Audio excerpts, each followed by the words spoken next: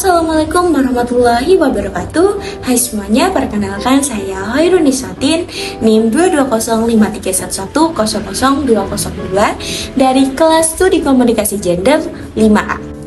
Dalam kelas hari ini, kita akan bicara tentang sesuatu yang sering terjadi di sekitar kita, tapi jarang dibahas secara terbuka, yakni bias gender dalam kekerasan, khususnya KDRT dan kekerasan dalam pacaran.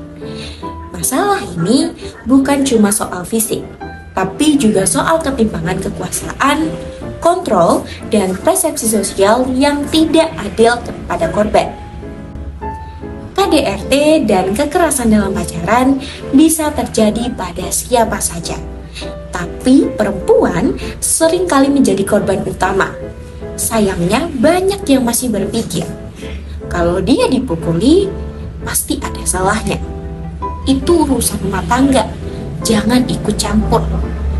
Atau yang lebih parah, pacarnya posesif karena sayang.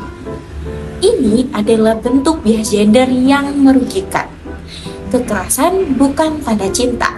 Kekerasan adalah pelanggaran hak. Kekerasan tidak selalu berupa pukulan, bisa berupa kekerasan verbal seperti hinaan, ancaman, dan merendahkan.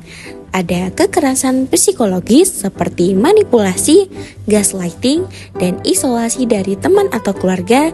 Dan yang terakhir ada kekerasan ekonomi seperti melarang pasangan bekerja dan berusaha mengontrol semuanya.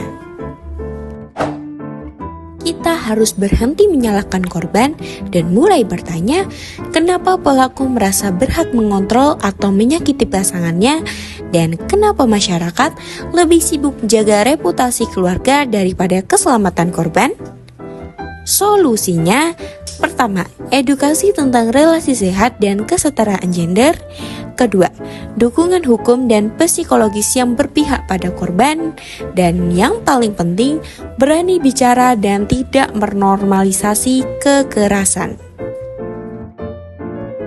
Bias gender muncul ketika korban perempuan dianggap lemah atau terlalu emosional, sementara pelaku laki-laki dimaklumi karena sedang stres atau terpancing emosi. Ini bukan soal emosi, ini soal kekuasaan dan dominasi.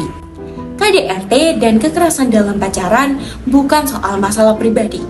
Ini masalah sosial yang dipengaruhi oleh bias gender. Cinta tidak menyakiti, dan tidak ada alasan satupun yang bisa membenarkan kekerasan. Mari kita buka mata, buka hati, dan mulai jadi bagian dari perubahan. Terima kasih sudah menonton video ini. Semoga video ini bisa menjadi langkah kecil menuju kesadaran yang lebih besar. Saya Hoirun Nisatin, pamit undur diri. Terima kasih. Wassalamualaikum warahmatullahi wabarakatuh.